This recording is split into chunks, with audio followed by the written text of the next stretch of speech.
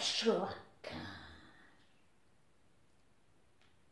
Es joprojām nespēju veikt domāt par Ādamu Lambertu.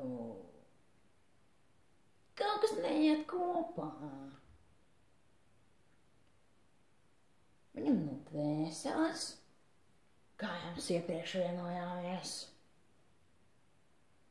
Bet tomēr viņš pievelk cilvēkus.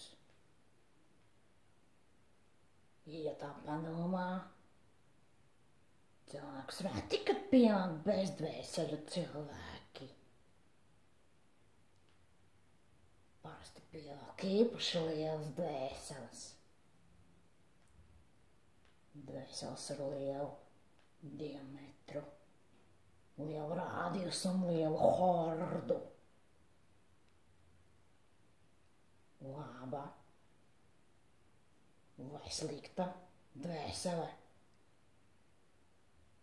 Bet tās lielās dvēseles pamanīju īpaši. Tīri tāpēc, ka tās aizņem lielu riņķelīnijas kvadratūru. Oksimrāns pamanījāt.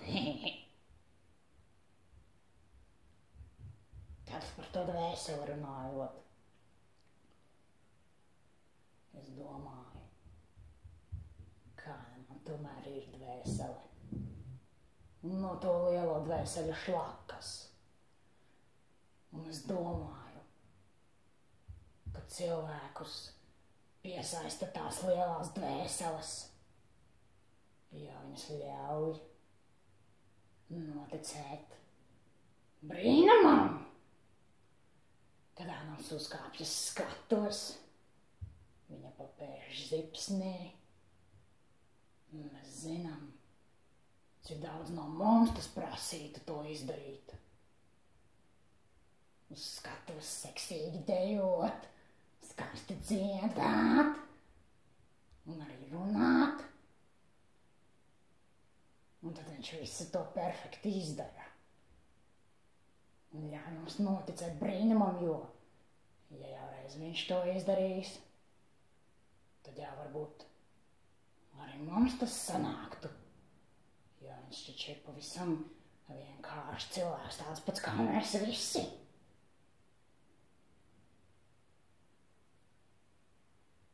Es novēlu katram lielu dvēseli.